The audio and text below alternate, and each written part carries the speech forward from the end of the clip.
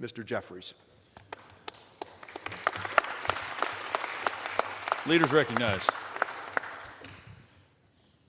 I thank the distinguished gentleman from the great Commonwealth of Massachusetts, Richie Neal, for yielding and for his tremendous leadership. Mr. Speaker, I rise today in strong opposition to Donald Trump's one big, ugly bill, this disgusting abomination, the GOP tax scam that guts Medicaid, rips food from the mouths of children, seniors, and veterans, and rewards billionaires with massive tax breaks. Every single Democrat stands in strong opposition to this bill because we're standing up for the American people.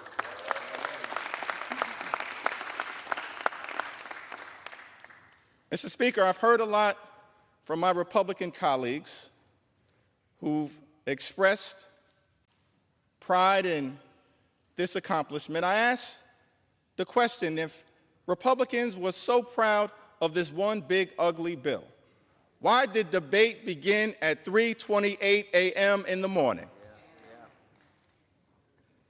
Republicans are once again, which has been the case, Mr. Speaker, through every step of this journey, tried to jam this bill through the House of Representatives under cover of darkness. But I'm here today to make it clear that I'm going to take my time and ensure that the American people fully understand how damaging this bill will be to their quality of life. Now, Republicans and Donald Trump promised that costs would go down on day one. Costs haven't gone down under Donald Trump and House Republicans here in the United States of America. In fact, costs have gone up. We believe that America is too expensive, that the cost of living is too high, that that's a priority that should be worked on in a bipartisan way. But from the very beginning of this Congress, our Republican colleagues have shown no interest in addressing the high cost of living in the United States of America. Not a single executive order has been issued by this administration, Mr. Speaker, to address the high cost of living. Not a single bill has been passed, Mr. Speaker, to address the high cost of living in the United States of America. And this bill, this one big ugly bill, this reckless Republican budget, this disgusting abomination, is not about improving the quality of life of the American people. It will hurt everyday Americans in several different ways. This bill represents the largest cut to health care in American history. It's an all-out assault on the health care of the American people, an assault on Medicaid, an assault on Medicare, an assault on the Children's Health Insurance Program, an assault on the Affordable Care Act, an assault on Planned Parenthood and the health care of women all across the United States of America, an unprecedented assault on the American people and their health care. Almost $1 trillion in cuts to Medicaid. This runs directly contrary to what President Trump indicated in January, which was that he was going to love and cherish Medicaid. Nothing about this bill loves and cherishes Medicaid. It guts Medicaid. It guts Medicaid in a way that's going to hurt children, hurt families, hurt seniors, hurt people with disabilities, hurt women, hurt everyday Americans. Hospitals will close, including all throughout rural America, Mr. Speaker. Nursing homes will shut down. By some estimates, 1 in 4 nursing homes will close as a result of this one big, ugly bill.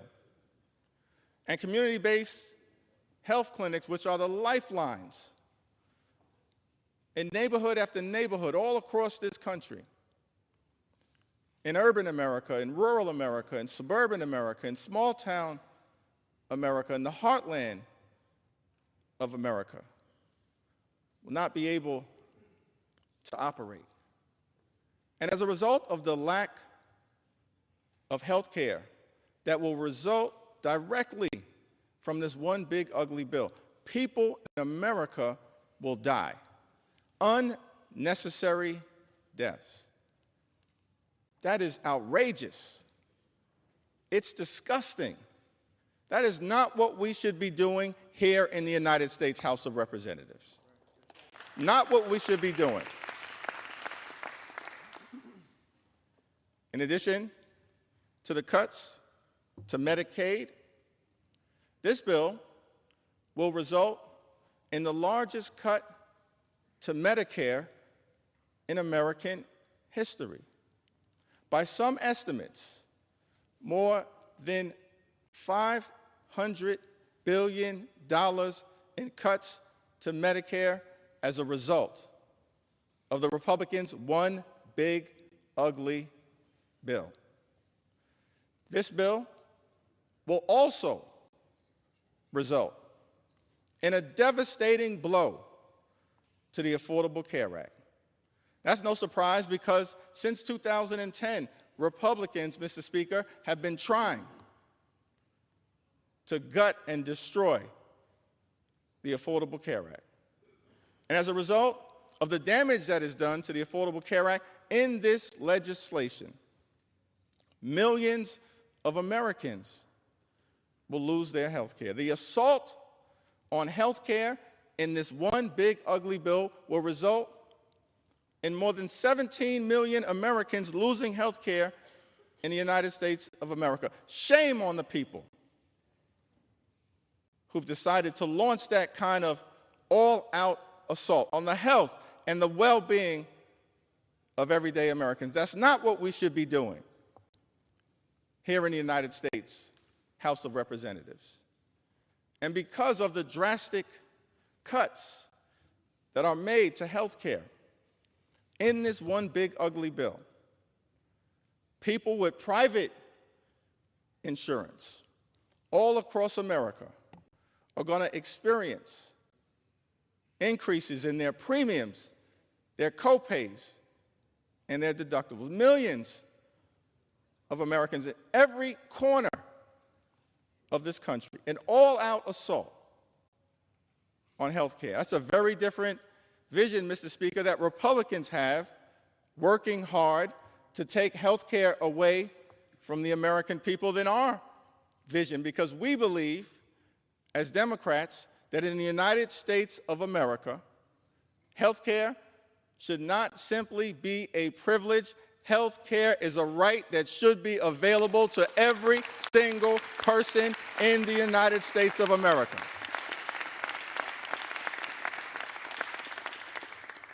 This bill is an all-out assault on the health care of the people of the United States of America, hard-working American taxpayers. These are the people we should be standing up to work hard to lift up. But instead, they're victims of this legislation. Hospitals will close. That impacts everybody in the United States of America. If your hospital closes, whether you're on Medicaid or not, you will be unable to get the treatment that you or your family needs. That's why we're fighting so hard to stop this bill. 1 in 4 nursing homes, by some estimates, will close as a result of the Republicans' assault on Medicaid in this one big, ugly bill. This bill also represents an assault on nutritional assistance. here in the United States of America. We've made great progress over the last 50 plus years as it relates to hunger in this country. Great progress. But we're still dealing with the reality that tens of millions of people in this country go to bed every night wondering whether they're going to be able to get a nutritious meal the next day. Tens of millions of people in this country, millions of children.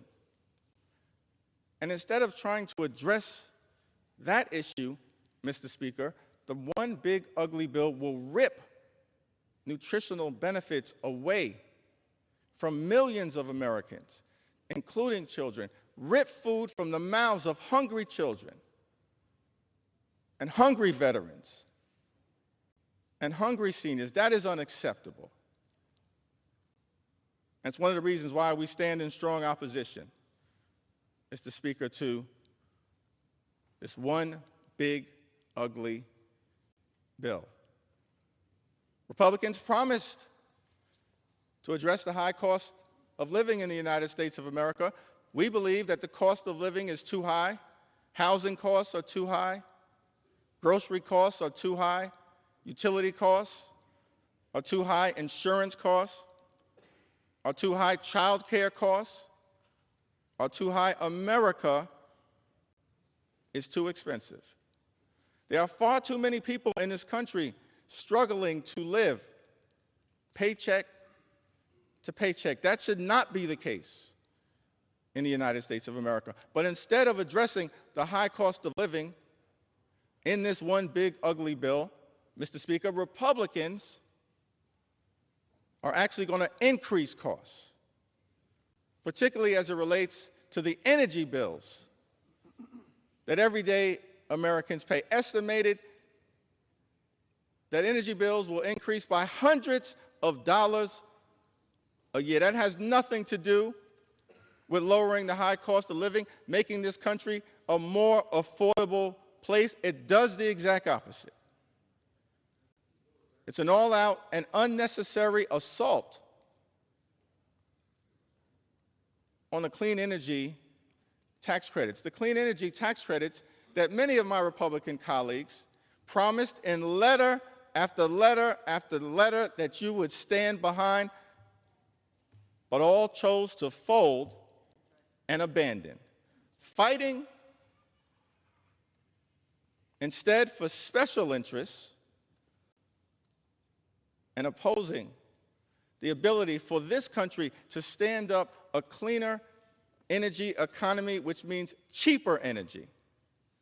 And because of the attack on clean energy jobs, on the clean energy economy, on the economic development that had already been set in motion, often in districts represented by my Republican colleagues and in Republican-led states, red states. By some estimates, millions of jobs are going to be lost. And so you're ripping health care away from millions of Americans, Mr. Speaker, ripping food away from children and veterans and seniors, raising the cost of utilities, of paying your energy bill by hundreds of dollars, stripping away millions of jobs all across America. And what is all of this being done for? To provide massive tax breaks to billionaires all across this country. We are better than that in the United States of America. When we take an oath, convene here, come to the United States Capitol, our job is to make life better for everyday Americans.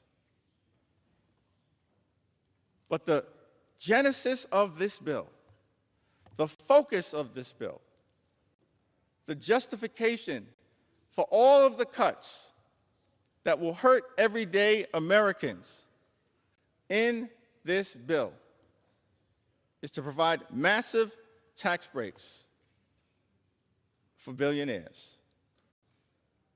It's extraordinary. Never in my time here in Congress have I experienced legislation that benefits so few people who fall into the category of the wealthy, the well-off, and the well-connected, while at the same time hurting everyday Americans, that we should be fighting hard to help. Now, all of this apparently is being rushed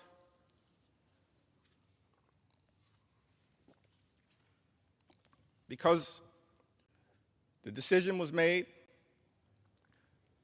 by President Trump that he would like to get a bill done by the 4th of July.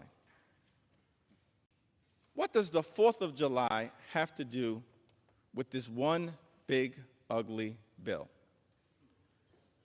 What does celebrating American independence, the birth of this exceptional country, the journey that we've been on for 249 years, what does any of that have to do with this one big, ugly bill? I would suggest, Mr. Speaker, that if you actually look at the Declaration of Independence, what we find is that everything about this one big, ugly bill runs in direct contrast with what was set in motion by the framers and the founders of our great country. Of course, the Declaration of Independence, authored by Thomas Jefferson, makes the famous statement that we hold these truths to be self-evident, that all men are created equal, that they are endowed by their Creator with certain unalienable rights, that among these are life, liberty, and the pursuit of happiness. Mr. Speaker, I want to lock in for just a moment on that aspirational objective, the pursuit of happiness. Because when it comes to everyday Americans, this one big, ugly bill will hurt the quality of life of hardworking American taxpayers, and it's all designed to put a happy smile on the face of billionaires. That is inconsistent with the Declaration of Independence and what we should be celebrating on July 4th.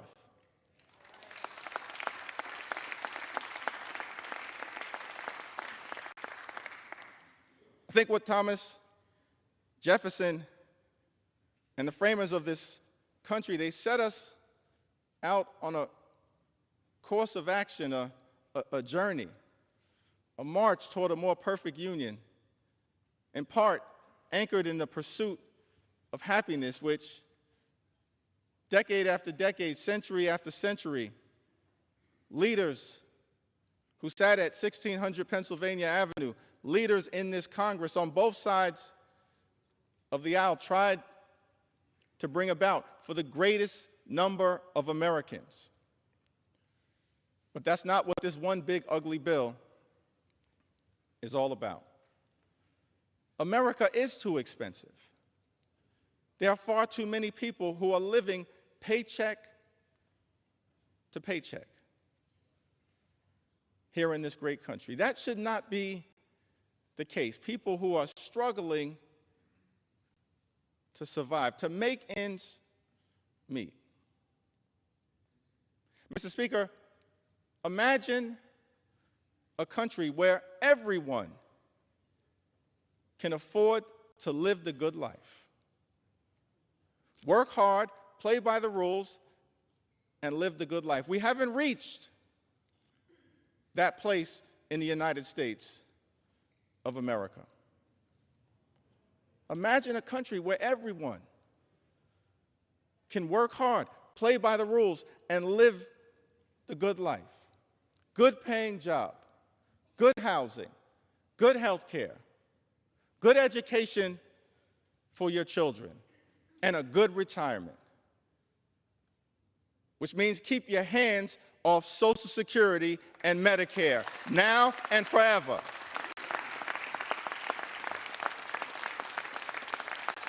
Now and forever.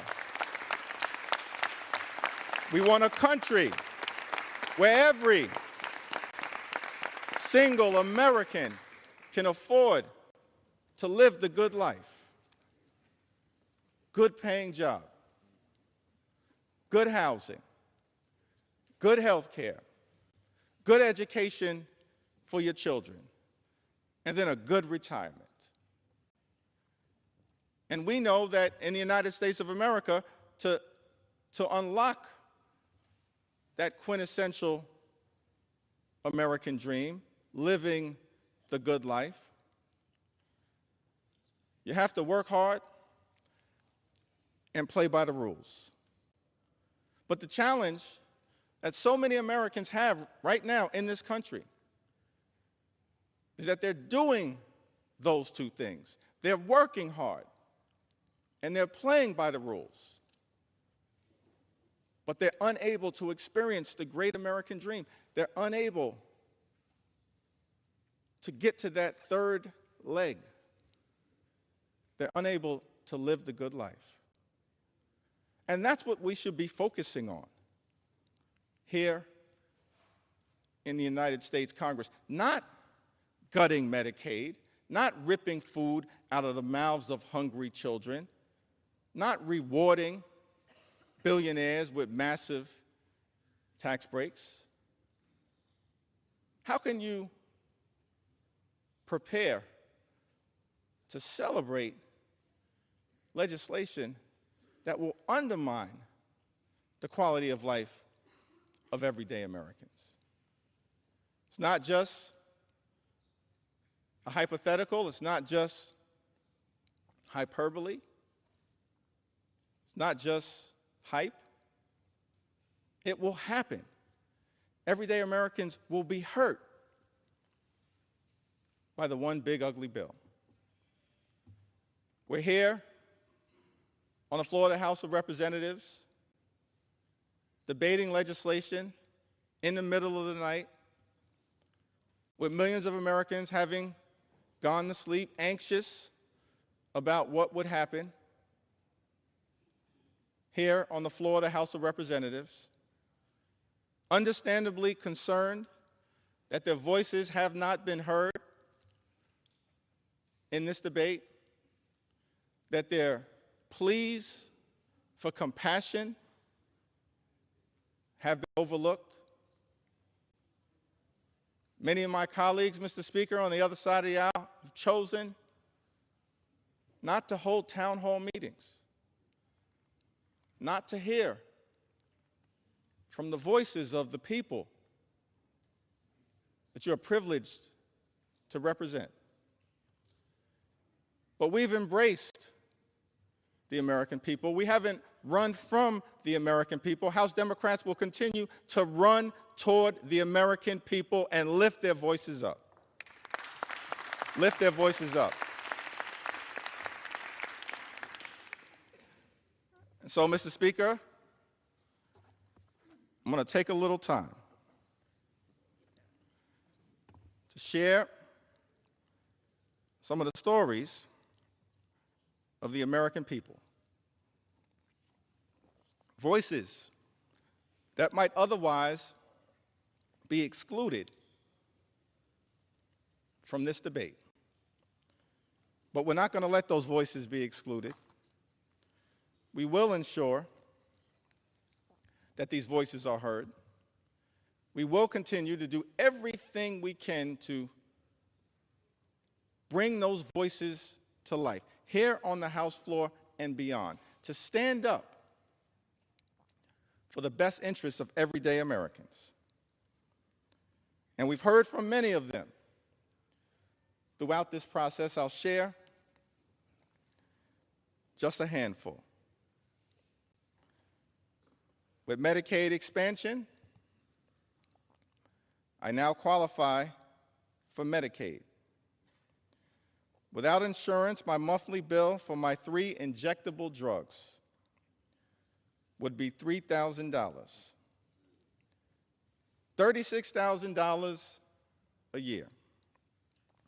And that doesn't include any of my other meds or my medical appointments. Who has that kind of money? That's Charles, who lives in Alaska, district represented by Congressman Nick Begich. Medicare and Social Security keep me alive. I'm surviving on about $13,000 a year, most of it from my Social Security checks. That's just enough to afford my rent, utilities, and food. Without Social Security, I would be homeless. And if Medicare did not pay for my medications, if I had to pay full price, I wouldn't be able to survive. There are so many other seniors who are in the same boat. Without these programs, seniors like me would die on the street. That's Paula, who lives in Arkansas's 2nd Congressional District, represented by my colleague, Congressman French Hill. My son is a 25-year-old young adult with profound nonverbal autism who needs 24/7 support. Our family has relied on Medicaid from the time he was 2 years old, when he began early intervention services. At 3, when he was diagnosed with autism, a private health insurance denied him coverage for his pre-existing condition. Medicaid stepped in to provide health care. From that point until today, home and community-based services through Medicaid have been vital to our son's health and well-being. Medicaid also helped his school district pay for medically necessary therapies at school. Our son is thriving and healthy, and our family can support him at home because of Medicaid. That's Robin. She lives in Arizona's 1st Congressional District, represented by David Swiker. These are stories from everyday Americans who've written to us to say to this Congress, stand up for our health care, Mr. Speaker. Don't stand up for billionaires. Stand up for everyday Americans, for our health, for our safety, and for our well-being. Gwendolyn from Arizona, she also writes, she says Medicaid is the difference between my son being healthy, happy, cared for, and social, versus being at home with aging parents who struggle to physically provide the care that is required daily. Medicaid funding means my son receives the incontinent supplies he needs, the internal feeding supplies he needs to live, and medications that his primary insurance won't cover. Medicaid matters because without it, my son and millions of others like him may not survive. Let me speak directly to Gwendolyn from Arizona. Her representative may not be fighting on your behalf. As House Democrats, we're here to say to you, we agree. Medicaid matters and it must be preserved. It must be preserved. Because Medicaid matters to millions of people all across this great country, to children, to seniors, to people with disabilities, to women, to families, to people in every corner of the United States of America. Yes, Gwendolyn, Medicaid matters. And if your representative won't fight for it, we will.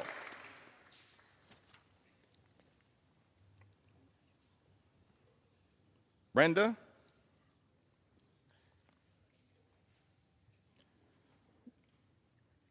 Says to us, my youngest child is a nonverbal 43-year-old female with autism who has been on Medicaid since she was 12. She's had 3 major surgeries and 6 or more outpatient surgeries, all made possible because of Medicaid. We would not have been able to get our daughter what she needed if it wasn't for Medicaid. She also has a seizure disorder and is on several medications. Some of them are way too expensive for us to afford on a blue-collar income. Finding doctors that are good and accept Medicaid are few and far between. But some doctors are better than none. And the only way our daughter will get any medical care at all. She is one of the most vulnerable people in society. And caring for her is a full-time job. For myself and her father, who are both retired and are full-time care providers for her. I am not sure why anyone would want to take this help and service from people whose very life depends on the help it provides. That's a powerful and profound question. Why would anyone in this House vote to take away Medicaid from the American people amongst the most vulnerable here in the United States of America? Brenda from Arizona lives in Arizona's 6th congressional district, represented by my colleague, Congressman Juan Ciscomani. Garrett, also from Arizona. I'm still in the A section right now. So strap in as we make sure we lift up the voices of everyday Americans all across this country. It's important that we take note. This isn't abstract, taking away health care from the American people. It's concrete, it's real. It has devastating implications. Garrett says, I was diagnosed with cerebral palsy at birth. Cerebral palsy at birth. Thanks to Medicaid, I was able to undergo multiple surgeries that significantly improved my ability to walk, transforming both my mobility and daily life. Relying on Medicaid, SNAP in the past, and SSI, I worry about what would happen to me and my friends if these programs were taken away.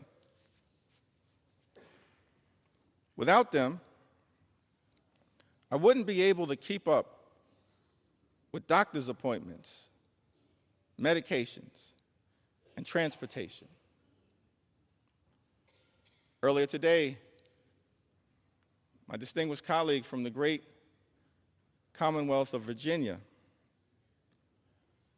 read a passage of Scripture, one of my favorite passages of Scripture, Matthew 25 and 35 through 40. And later on this morning, as I continue my remarks, perhaps I'll have an opportunity to go a little deeper into the meaning of Matthew 25 and 35. What I can say is that all of us should be trying to lift up the least, the lost, the left behind, the poor, the sick, and the afflicted. Garrett tells us, I was diagnosed with cerebral palsy at birth. And the first thing that jumped out to me when I read this was that we're all God's children, and we should be looking after all God's children to the best of our ability, not running away from them and undermining their quality of life. So Garrett, we're going to continue to stand up and work hard on your behalf. Nancy from California. That's a great name, Nancy from California.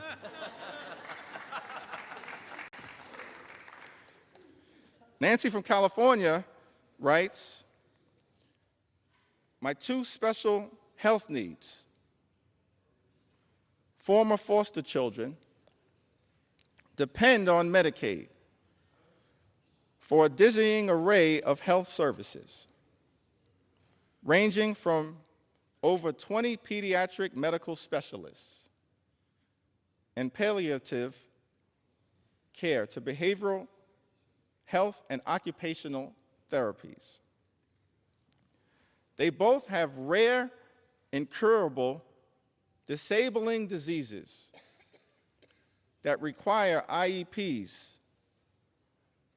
to navigate school. She continues, but I want to pause right there. I think that's an important point, talking about her children and the IEPs to navigate school. We should be looking out for children like Nancy's two beautiful former foster care children, her two special health needs children, as she calls them. It's one of the reasons why the Department of Education is important. Public schools are important. Nothing in this bill supports public education. In fact, this one big ugly bill represents an attack on public education.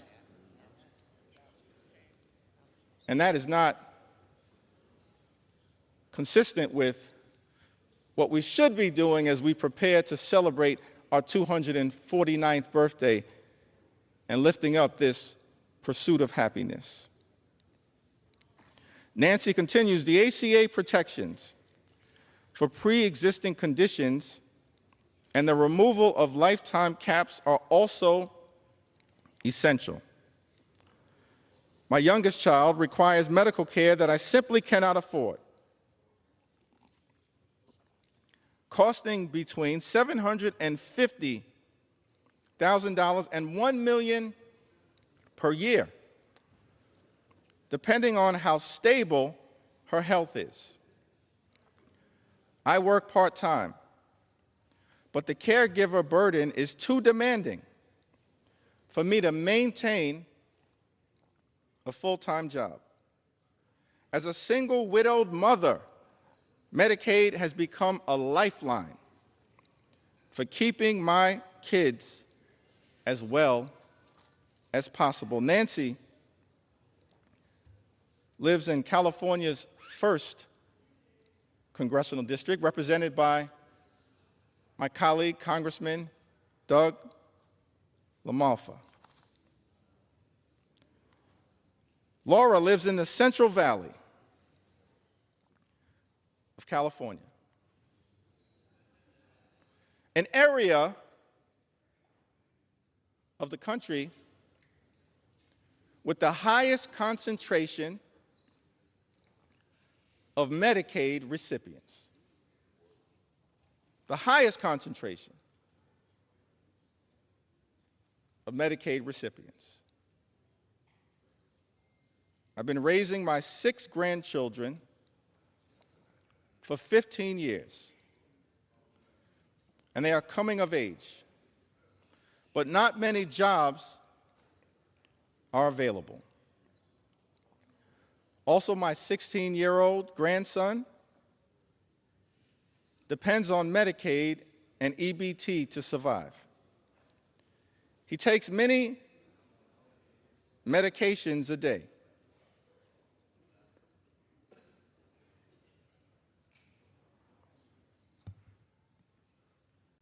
If you're not going to respect my ability to speak, respect the story that I'm telling on behalf of Laura. Respect her story, because her story matters. Her story matters, and the American people matter. We need order. He takes many medications a day. I'm too old to do anything but take care of him. I can't imagine choosing what medicines he gets or who gets to eat. Please reconsider for the people who need medication that is necessary for survival. Universal access to food and meds would lighten the worry that we carry. Not having to worry about food and medicines gives me more time to care for my 26-year-old grandson, who is quadriplegic due to a head-on collision last year. Please don't make him suffer anymore. He needs food supplements and many medications every day to survive. Laura lives in California's 22nd congressional district, a district that is represented by my colleague, Congressman David Valadao. Just happens to be the district that has the highest concentration of Medicaid recipients in this country. Laura, I don't know what your Congress member is going to do. Every single House Democrat is fighting hard to protect your Medicaid. We value you, and we're working hard to defend you. Jackie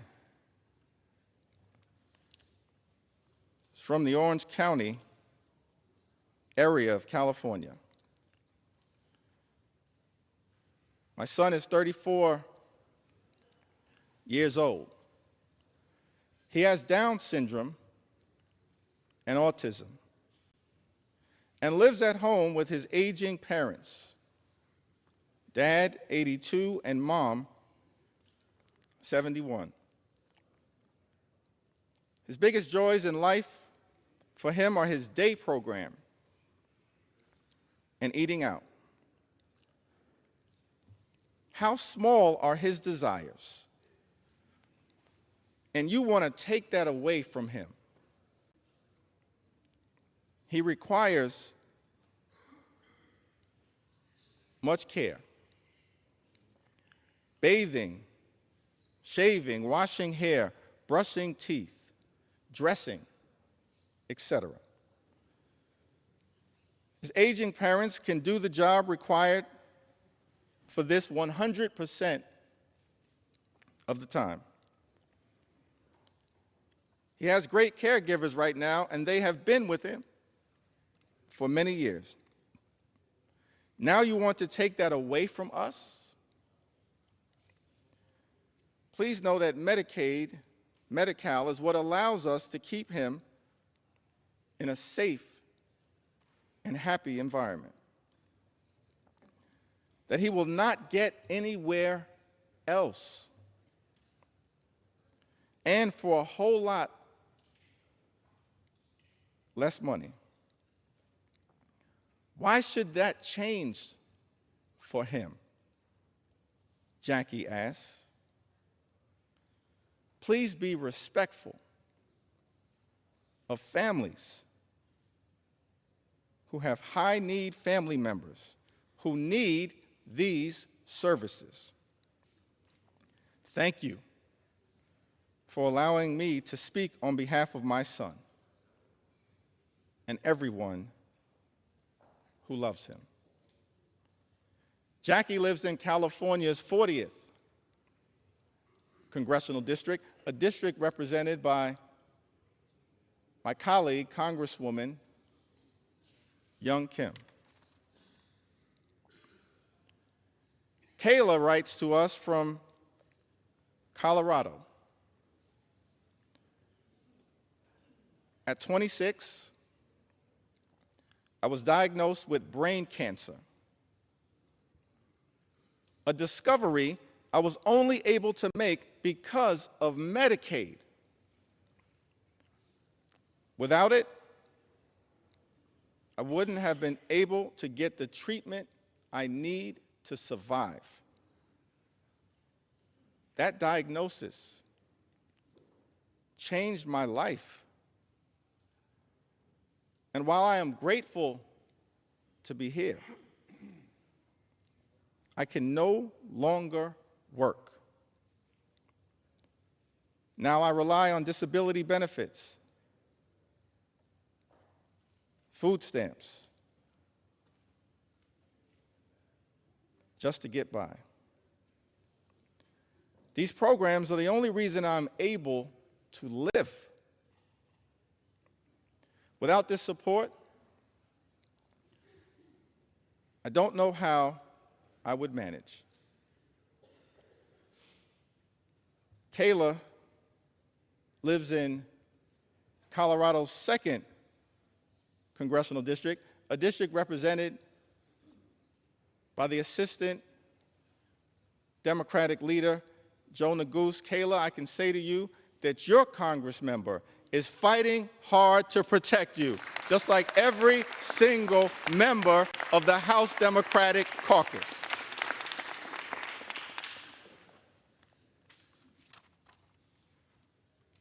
Ashley writes to us from Colorado. She says, my life was saved by the Affordable Care Act. Because of this act, I was able to stay on my parents' health insurance when I couldn't get any coverage. At the time, I was dealing with a myriad of health issues and would eventually be diagnosed with multiple chronic illnesses. Because of the ACA, when my husband and I were married, I was able to be added to his insurance without being denied due to pre-existing conditions. Prior to the act being passed, I was denied coverage and care many times. If I was even approved for coverage, it cost me thousands per month in premiums. I was being penalized, Mr. Speaker,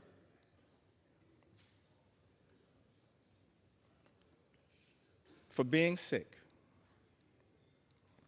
There were many times when I could not get coverage that I had to choose between which prescriptions I would get to have or whether I would get all my meds or the groceries we needed. You know, there are far too many people in the United States of America right now, before experiencing the devastating consequences of this one big, ugly bill, who have to choose between putting food on the table, clothing on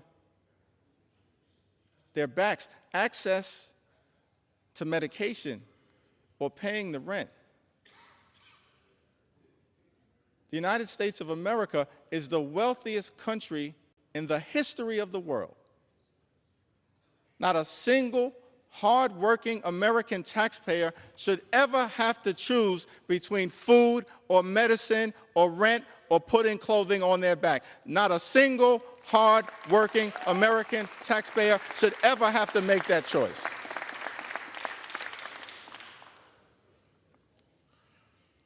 If people did not have to worry about health care being accessible, they would be able to be seen when necessary. And when people are able to see doctors when they are unwell, they can stay healthy for longer periods of time. When people can stay healthy, they don't miss work. When people don't miss work, they don't risk losing their jobs. The way things work now only encourages the constant classist act of keeping the sick and poor sick and poor. This should never, ever be a situation in a country that claims to have the best functioning economy in the world, the best doctors, the best universities. Ashley lives in Colorado's 3rd congressional district.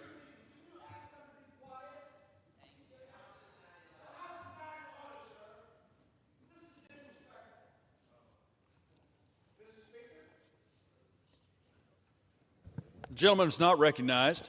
The House will be in order. Ashley New York's recognized. Lives in Colorado's 3rd congressional district, represented by my colleague, Congressman Jeff Hurd. Ann also writes from Colorado. Through the Medicaid waiver, Scott, Ann's son, was placed in a group living situation that worked out for a while, but was eventually kicked out. After that, he moved back in with me, but ended up homeless once more, before finally being placed back on a Medicaid waiver program. Now he's doing really well. His job, which he loves, also receives funding through Medicaid, so that people with disabilities can be employed and be productive members of the community. Without Medicaid, he probably wouldn't be alive today. Without this assistance, we likely wouldn't be where we are now. And I doubt that there would be a happy ending to this story. Ann lives in Colorado's 6th congressional district, a district represented by our colleague, Congressman Jason Crow, who is also fighting hard to protect your interests, and as every single one of us in the House Democratic Caucus will continue to do. We believe in America, health care is not simply a privilege that should be afforded to the wealthy, the well-off, and the well-connected. It's a right that should be available to everyone. A right that is still imperfect at this moment, that we are working hard to perfect.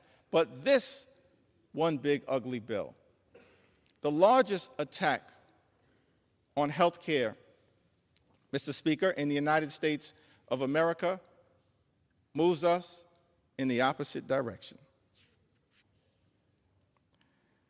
Daniela is also from Colorado. She writes to us, Medicaid has been a lifeline for our family, especially for my 5-year-old daughter who has autism. That's the thing, Mr. Speaker. Medicaid is important for so many Americans all across this country, including people with disabilities. It's a necessary lifeline so that parents can help their children live a better life with dignity and respect. Why would any legislation that this House passes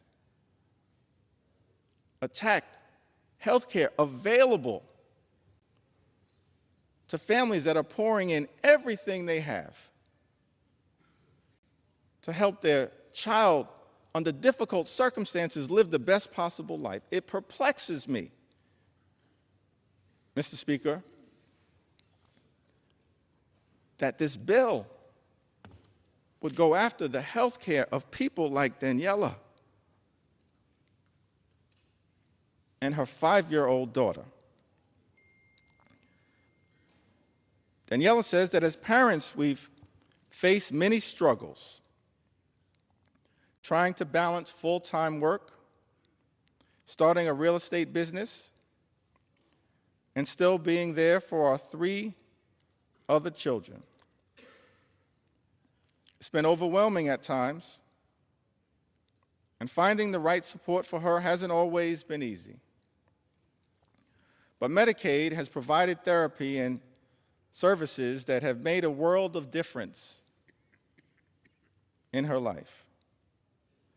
These therapies have helped her make progress, feel seen, and connect with her peers, which means everything to us. It's allowed her to be a part of the world, to feel included, and to overcome obstacles that seemed insurmountable at times. Medicaid has helped us give her the opportunities she deserves, and millions of other children in the United States. Mr. Speaker, Daniela lives in Colorado's 8th Congressional District, a district currently represented by Congressman Gabe Evans. Currently represented.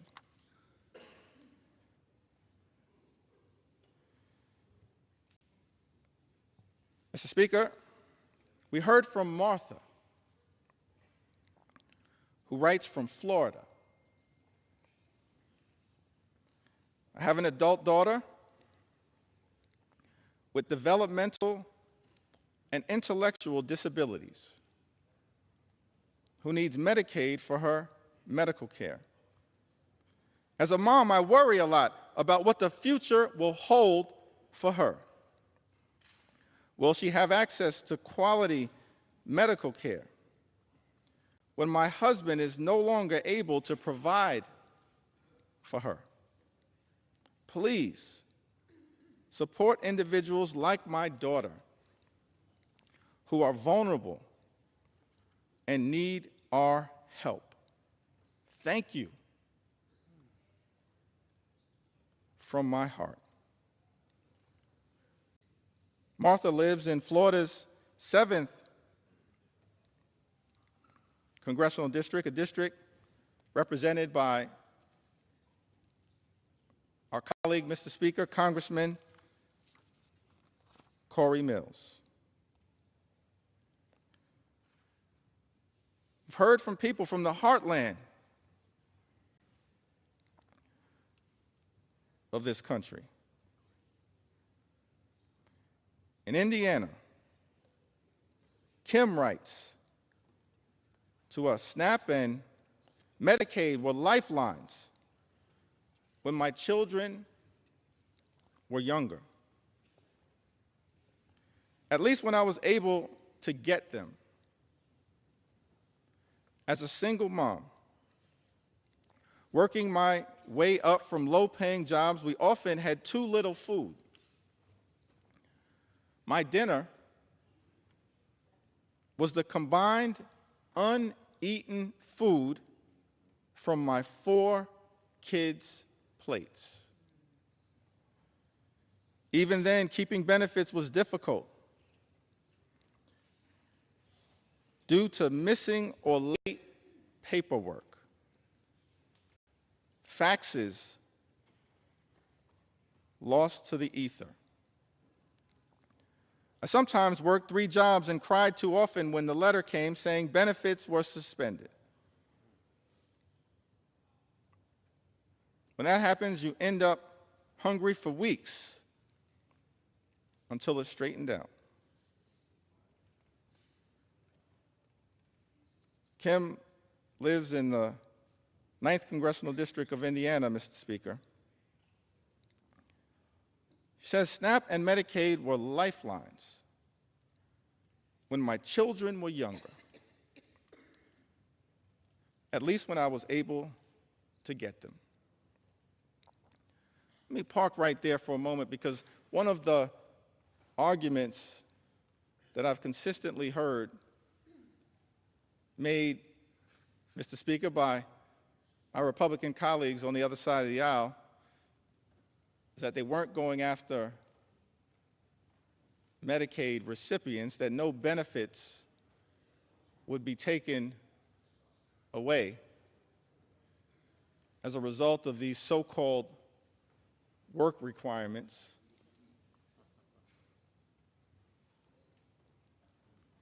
Let's fact check that statement. Every independent entity that has looked at this question, including the Congressional Budget Office, has made clear, as a result of the one big ugly bill, millions of Americans will lose their Medicaid benefits. These so-called work requirements are just a smokescreen, because more than 90% of the people who receive Medicaid benefits who can work, do work right now in the United States of America. Right now, more than 90%. What these impositions are really paperwork requirements that are designed to make it harder for everyday Americans like Kim to access their benefits. And as a result, millions of Americans who are eligible, who are hardworking, who are deserving, will lose their health care. Kim says, I sometimes worked 3 jobs and cried too often when the letter came saying benefits were suspended. As House Democrats, Mr. Speaker, we are here fighting for people like Kim, and millions of others like her all across the United States of America who will lose urgently necessary, life-changing, and life-sustaining Medicaid benefits as a result of Donald Trump's one big, ugly bill.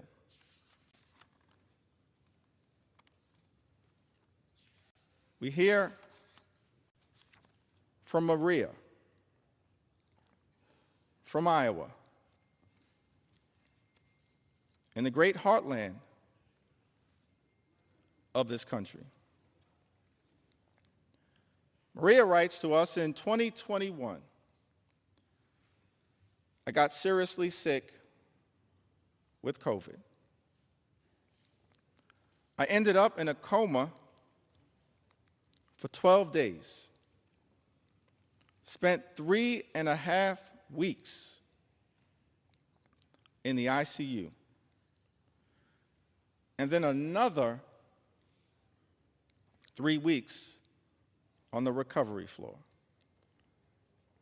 If it wasn't for Medicaid, I wouldn't have received any of the care I needed.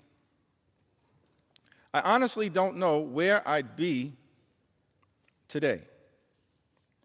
I don't know what my family would have done. Without Medicaid, I wouldn't have made it. If I lost Medicaid, it would completely change my life. I wouldn't be able to afford my insulin, diabetes medications, blood pressure medications, or see my endocrinologist, all of which are life-sustaining treatments. I also need to see my pulmonary specialist regularly. Without Medicaid, my health would deteriorate rapidly. That's a statement that applies to millions of Americans all across this great country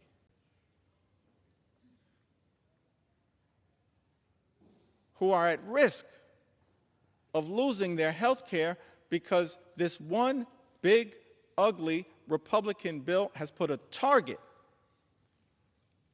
on their back. Mr. Speaker, without Medicaid, my health would deteriorate. Taking the time to share these stories because this is a question for so many Americans of life and death. It's extraordinary that on the House floor, in the middle of the night, the American people are forced to confront a bill that targets their health care and will result in their well-being deteriorating. More than 17 million Americans at risk of losing health care coverage, and then tens of millions more experiencing increased premiums, co-pays, and deductibles as a result of the attack on health care in this bill. Many of them will also lose coverage, lose their health care. These are Americans on private insurance, employer-provided insurance, but because of the health care attacks in this bill, their premiums, their co-pays, their deductibles will go up some will not be able to afford it, and they will lose their health care. That's what this bill represents. That's why I'm taking the time to share these stories and experiences and concerns and fears and anxieties of the American people. I wish, Mr. Speaker, that we had a lot more time to debate this bill. This is the type of bill that under normal circumstances, we'd have hours and hours of debate, where hundreds of members could participate on both sides of the aisle and share their thoughts, their perspectives, their ideas, their passionate support or passionate opposition. But this bill, which by some estimates is larger than the CARES Act and the American Rescue Plan and the Infrastructure Investment and Jobs Act and the CHIPS and Science Act combined in terms of its possible impact on the debt in this country, increasing the debt by more than $3 trillion, saddling our children and grandchildren with that level of extraordinary debt by people who claim to be fiscally responsible. The implications of this bill are enormous. And yet, each side of the Ways and Means Committee was given 15 minutes to discuss the implications of this bill. Each side of the Budget Committee was given 15 minutes to discuss the implications of this bill that will have devastating consequences for everyday Americans, while rewarding billionaires with massive tax breaks. It had been my hope, Mr. Speaker, that we'd be able to have a robust debate, passionate support or passionate opposition in connection with this bill, that hundreds of members on both sides of the aisle could participate in. Instead, we have a limited debate where the relevant committees of jurisdiction have been given 15 minutes each on a bill of such significant magnitude as it relates to the health, the safety, and the well-being of the American people. And because that debate was so limited, I feel the obligation, Mr. Speaker, to stand on this House floor and take my sweet time to tell the stories of the American people. And that's exactly what I intend to do. Take my sweet time on behalf of the American people, on behalf of their health care, on behalf of their Medicaid, on behalf of their nutritional assistance, on behalf of veterans, on behalf of farmers, on behalf of children, on behalf of seniors, on behalf of people with disabilities, on behalf of small businesses, on behalf of every single American. I'm on this House floor after 6 a.m., and I'm planning to take my sweet time.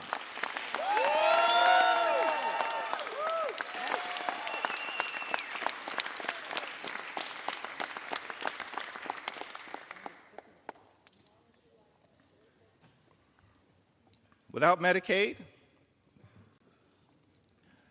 I wouldn't have made it. If I lost Medicaid, it would completely change my life. It would also severely affect my husband with epilepsy. Without Medicaid, he wouldn't be able to afford his seizure medications, which means he'd have seizures every week, like he did before. This would leave him unable to function or work. Before he had Medicaid, he'd have a seizure.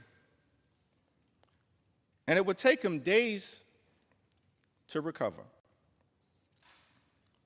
His health is inconsistent, which makes it hard for him to hold down a job. I still have my house,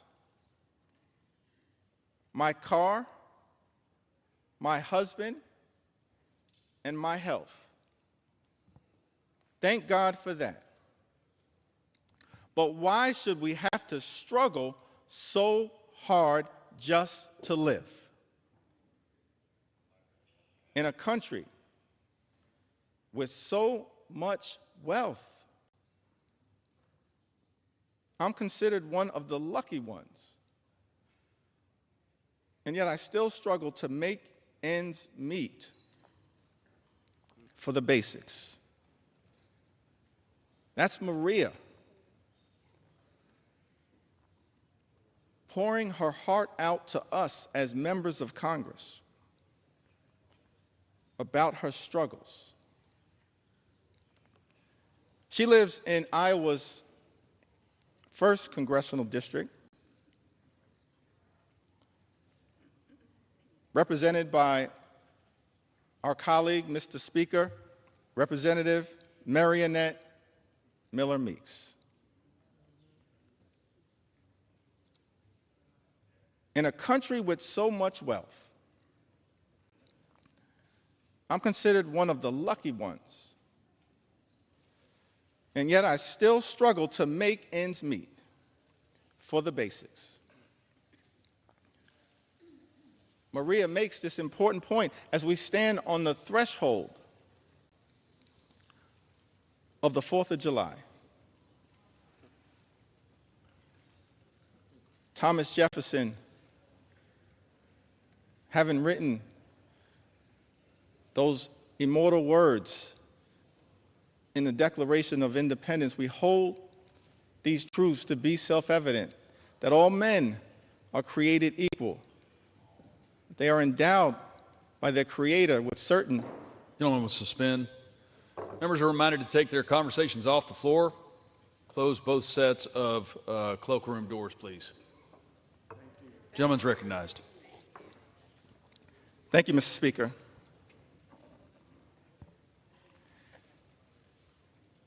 If I'm not going to get any love for the other side of the aisle, I would expect that at least Thomas Jefferson would.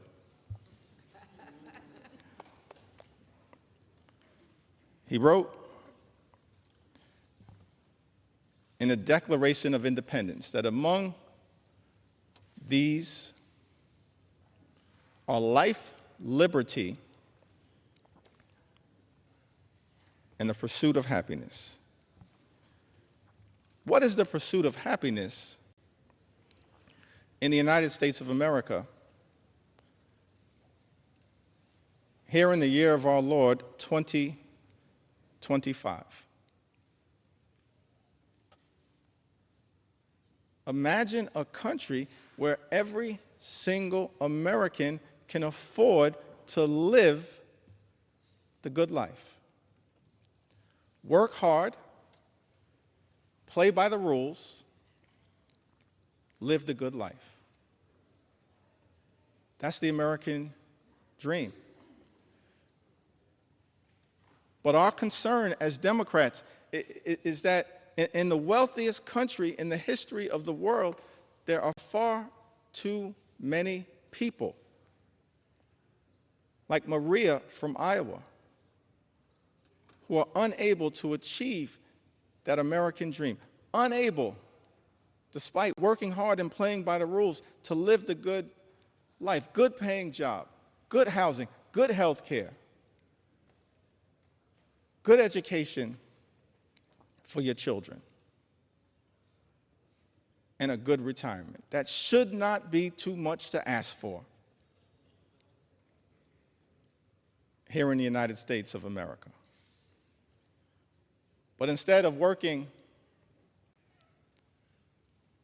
to bring that American dream to life for the greatest number of people all across the country, this one big ugly bill,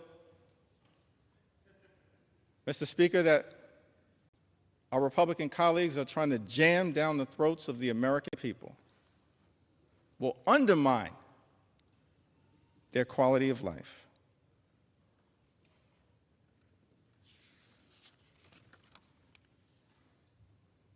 Also hear from Patrick.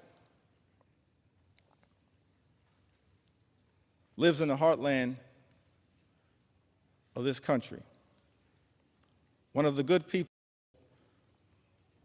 of Iowa, who says, I'm a registered nurse in the ICU at the VA hospital in Iowa City. I've worked as a nurse for 30 years, and I'm a native Iowan. I have 2 disabled children who are on Medicaid. My son had a severe brain injury as a child and requires extensive physical therapy, occupational therapy, and speech therapy. My daughter is autistic and lives independently on housing provided by Medicaid. Before we had Medicaid, we were bankrupt paying for their treatment. We would go bankrupt again if Medicaid is cut. These are complicated systems for people with very complicated needs. These quote-unquote common sense solutions they're coming up with are not based in reality.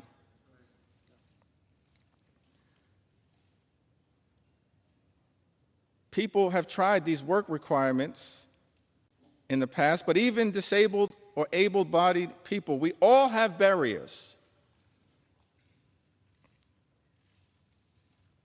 From childcare, transportation, monetary limitations. It's a foolish idea to think that this won't have a negative impact. They're just trying to remove people from the program, and it's cruel. Patrick, you are correct. Thank you for your service as a registered nurse at the VA hospital.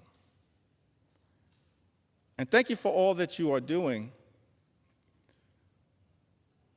to love and cherish your 2 disabled children who are on Medicaid. And you're exactly right. What is contemplated in this one big, ugly bill is wrong, it's dangerous, and it's cruel. And cruelty should not be either the objective or the outcome of legislation that we consider here in the United States House of Representatives. Mr. Speaker, cruelty should never be the objective or the outcome of legislation that we consider here in the House of Representatives. But it is cruel to take away Medicaid from the American people. And that is why, as House Democrats, we will continue to show up and speak up and stand up in defense of the health care of the American people. I'm thankful for all of my colleagues who are here, who throughout this process, a difficult process, have stood up over and over and over again on behalf of the health care of the American people. Thankful for my colleagues in leadership, Whip Catherine Clark and Chair Pete Aguilar, and all of the members of House Democratic leadership. Thankful for the leaders of every single committee who's been battling hard to push back against the cruelty that is in this one big, ugly bill. Thankful for the leadership of Richie Neal. Thankful for the leadership of Frank Pallone. Thankful for the leadership of Brendan Boyle. Thankful for the leadership of Angie Craig. I'm thankful for the leadership, the principal leadership of every single member of the House Democratic Caucus. But above all else, I'm just thankful for the spirit, the heart, and soul of the American people who have risen up throughout this country to make it clear to all of us in this institution: keep your hands off our Medicaid. Keep your hands off our health care, our Medicaid, the Affordable Care Act. Keep your hands off our Medicaid. That's why, Mr. Speaker, I stand before you today to lift up stories on behalf of the American people. Don't have the great privilege and honor to stand on this House floor, as all of us, Democrats and Republicans alike, do, on behalf of the American people in this great institution, the House of Representatives. But to me, what we are doing with this one big ugly bill, this assault on health care, on veterans, on nutritional assistance, this assault on good paying, clean energy jobs, this assault on the high cost of living in the United States of America, all of it is inconsistent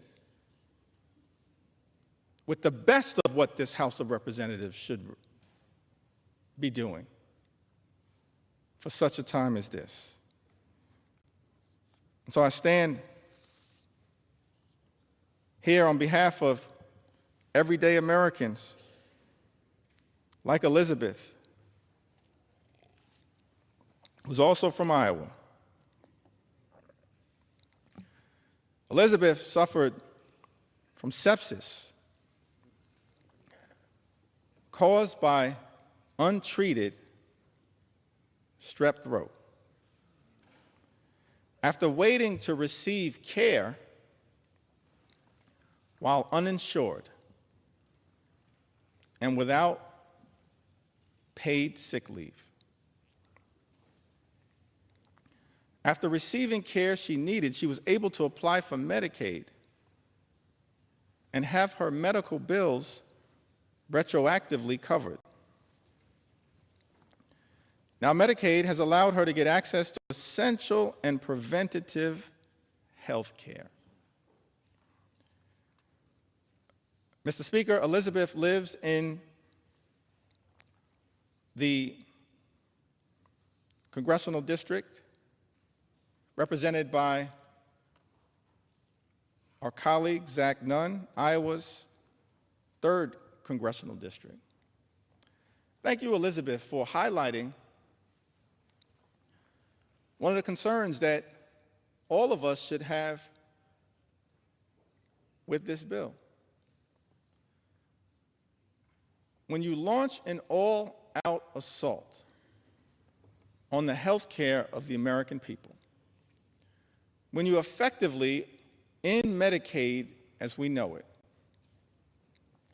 gut parts of the Affordable Care Act, what you essentially are doing by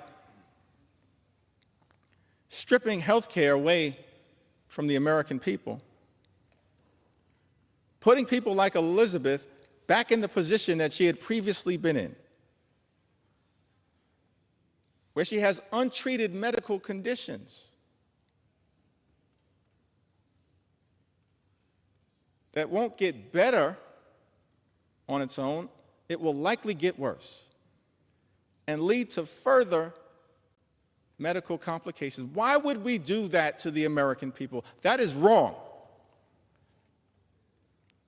We should be lifting people up in this country, not tearing them down. We should be lifting up everyday Americans, not tearing them down, and putting them at risk of their life, their quality of life, their health, their well-being getting worse.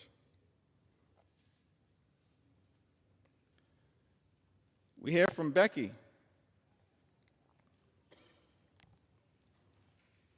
from the great state of Louisiana. By the way, Louisiana is a state with some of the highest percentages of Medicaid recipients of any state in the Union. Any state in the Union. And Louisiana is a state at risk of suffering greatly as a result of the all-out assault on Medicaid that is part of Donald Trump's one big, ugly bill. Becky tells us, I have had Medicaid for years, and without it, I wouldn't be able to afford to see my doctors or cover what Medicaid doesn't pay. As a senior citizen, I now have to go back to work just to keep a roof over my head, afford rising food and utility costs, and maintain my car. Meanwhile, the government keeps taking more and more out of my Social Security benefits.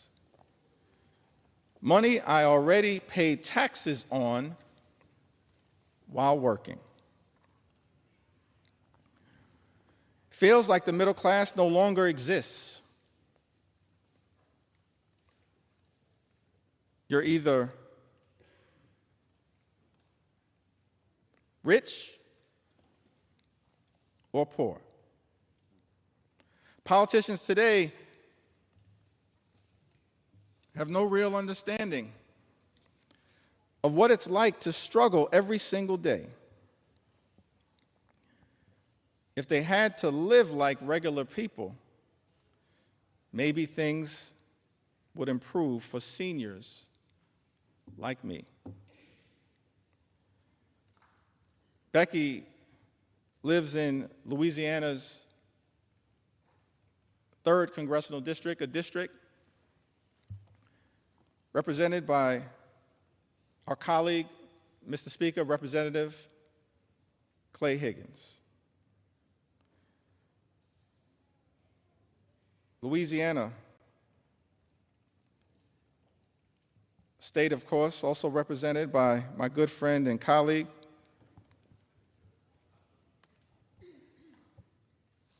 Congressman Troy Carter, who I see is here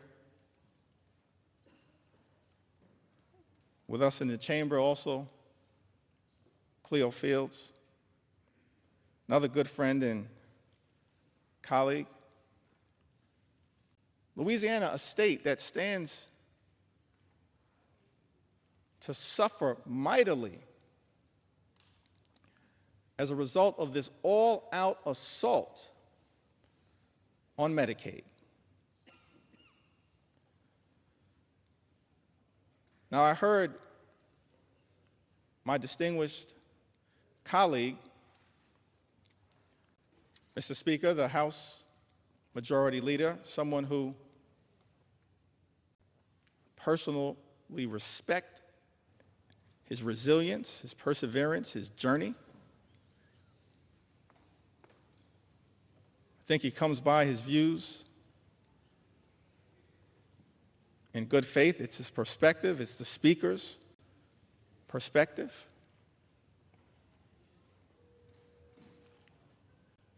But many of our colleagues on the other side of the aisle have made the representation that as House Democrats, we're not telling the truth to the American people about the devastating impact that Donald Trump's one big ugly bill, a bill being rushed through this chamber, will have on the health and the well-being of people in Louisiana and all across the country. They've accused us of fear-mongering and making misrepresentations. And so I was surprised to learn, Mr. Speaker, that the Louisiana State Legislature recently voted. The Louisiana State Legislature that has a Republican supermajority. The Louisiana State Legislature recently voted to condemn the one big ugly bill because of the extraordinary attack on Medicaid that will adversely impact their constituents. We're telling the truth. This one big ugly bill will hurt everyday Americans in Louisiana and all across the country. Don't take our word for it. Take the word of the Louisiana State Legislature. Supermajority. Who done? So we're here on the House floor, taking our sweet time to tell the stories of the American people and the adverse impact that Trump's one big ugly bill, that my House Republican colleagues, Mr. Speaker, are trying to jam down the throats of the American people, causing great harm to those who we should be working hard to protect, love, and cherish, not adversely impact their ability to live and live life more abundantly.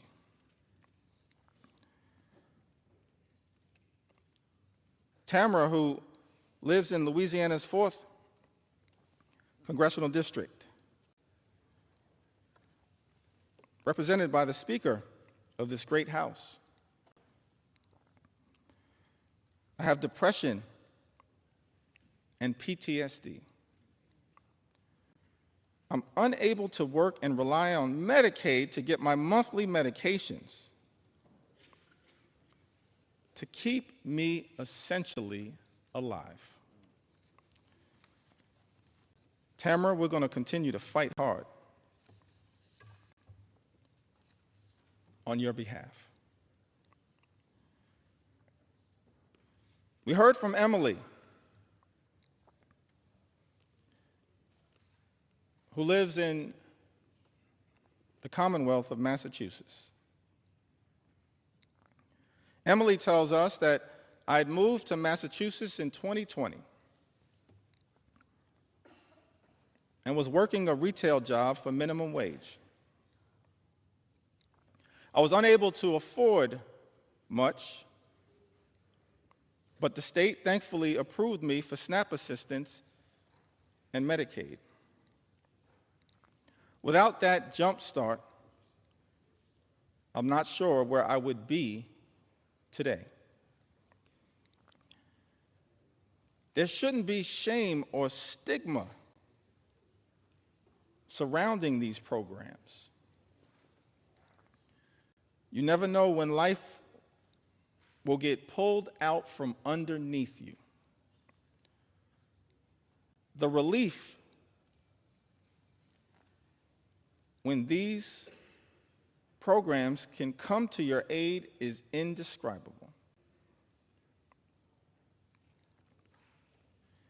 Emily lives in the 5th Congressional District of Massachusetts, a district that is represented by the House Democratic Whip, Catherine Clark, who's a strong champion on your behalf, Emily, powerfully, ethically, principally, fighting hard on your behalf. Casey lives in the 2nd Congressional District of Maine, a district represented by Congressman Jared Golden. Thankful for Congressman Golden's service. He served this nation with distinction overseas and has come back home to serve this nation in the United States Congress. Casey writes, as a single mom of 2 young children and non-profit professional in rural Maine, Casey and her children rely on Medicaid and SNAP to live their lives. The resources and stability provided by Medicaid and SNAP allowed Casey to leave her emotionally abusive husband and support her children. Casey's 7-year-old son has ADHD and is on the autism spectrum. Relies heavily on individualized support through Medicaid. If Medicaid goes away, Casey doesn't know how their family will stay afloat.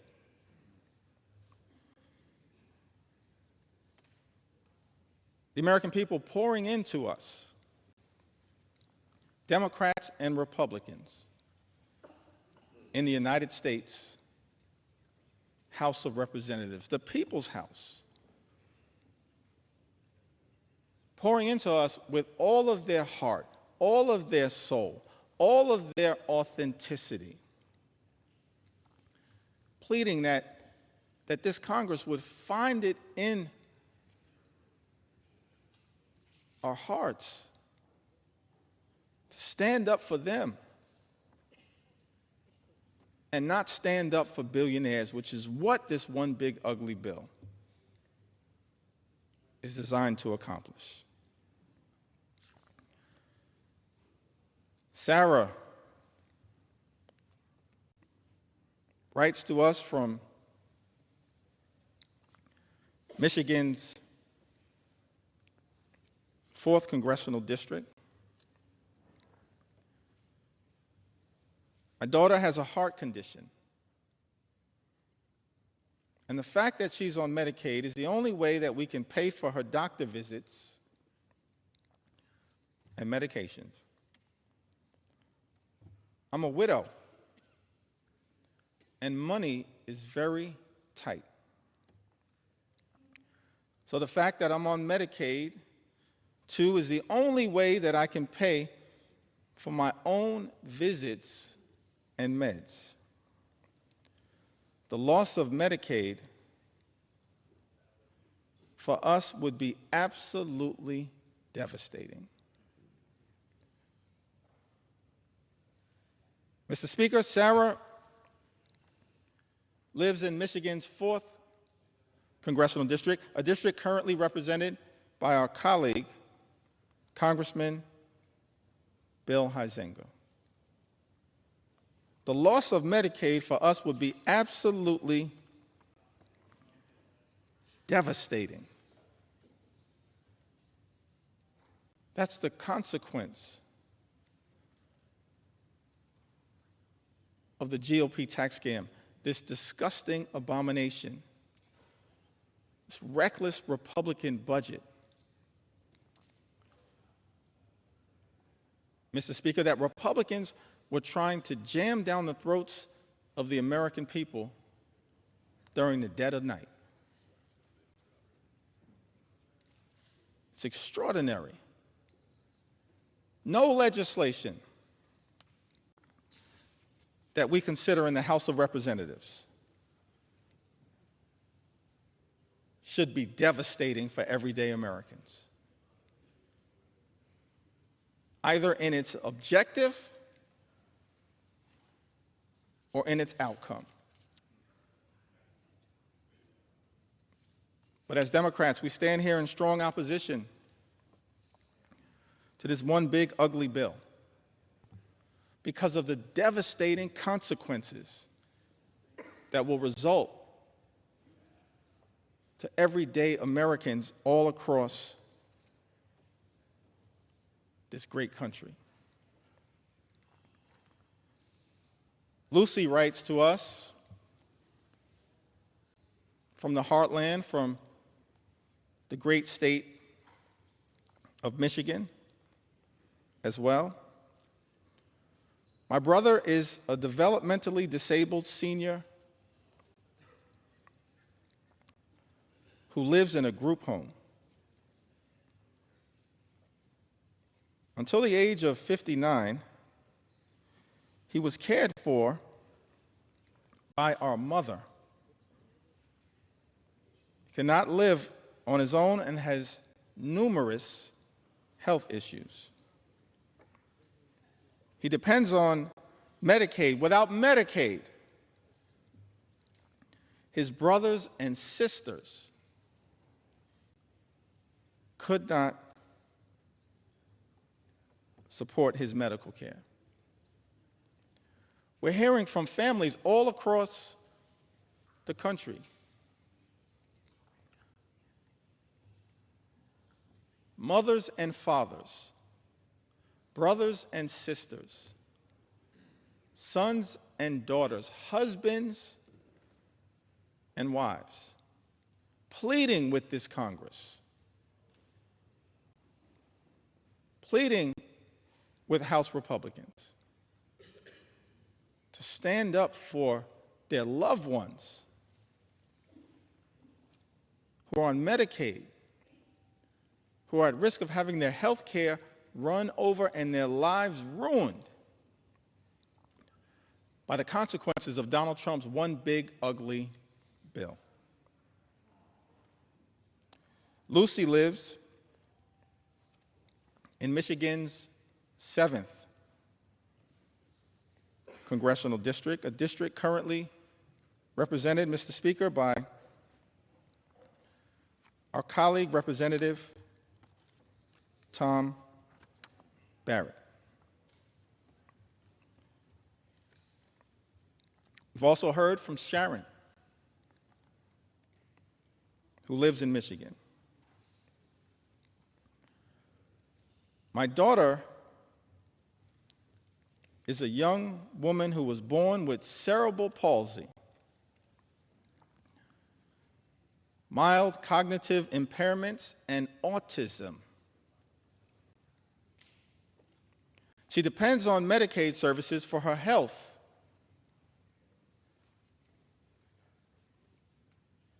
Safety and well-being. She's unable to work or take care of herself. She's unable to work or care for herself without help. Without Medicaid, she is totally at risk. Cutting Medicaid to give tax cuts to wealthy billionaires is not only cruel and unethical, Sharon writes, but it puts vulnerable people, including children, at risk of severe mental and physical health problems. Do the right thing and rescind the drastic cuts to Medicaid for vulnerable people with serious physical disabilities and people with serious and persistent mental health problems. Mr. Speaker, Sharon lives in the 10th Congressional District, represented by our colleague, Congressman John James. I don't know how the congressman from the great state of Michigan will vote at the end of the day as it relates to defending people like Sharon. But as Sharon writes, I know what I can say. She says, do the right thing and rescind the drastic cuts to Medicaid for vulnerable people with serious physical disabilities and people with serious and persistent mental health problems. Sharon, House Democrats will always do the right thing when it comes to your health, your safety, and your well-being, your Medicaid, and the love and care that you are working hard to provide to your daughter. We will always do the right thing. We're not perfect, no one is. But we will always strive to do the right thing on your behalf.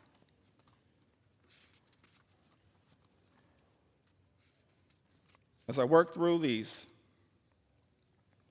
stories in the Midwest, and it appears, Mr. Speaker, that I'm about halfway through the stories as it relates to Medicaid. Medicaid. Medicaid. It appears that I'm halfway through the stories as it relates to Medicaid, but the extraordinary thing about this bill is that it represents such an unprecedented assault on the American people that there are stories that need to be told as it relates to the attack on nutritional assistance for the American people. And I will tell those stories. Stories that need to be told as it relates to the attack that has taken place on farmers in this country. And I will tell those stories. Stories that need to be told as it relates to the attack on small businesses in this country. And I will tell those stories. Stories that need to be told as it relates to the unprecedented assault on veterans in this country. How dare this administration attack veterans who have served this country? Instead of attacking veterans, we should make sure that every single veteran in this country can live with the dignity and respect that they've earned. So there are stories that need to be told as it relates to the veterans in this country. And there's stories that need to be told as it relates to law-abiding immigrant families. We have to secure our border. We believe that we have a broken immigration system. It should be fixed in a comprehensive and bipartisan way. But we must also stand up for dreamers and farm workers and law-abiding immigrant families in this country. We will not abandon our nation's heritage as a country of immigrants. Not today, not tomorrow, not ever. It's part of what American exceptionalism has been all about.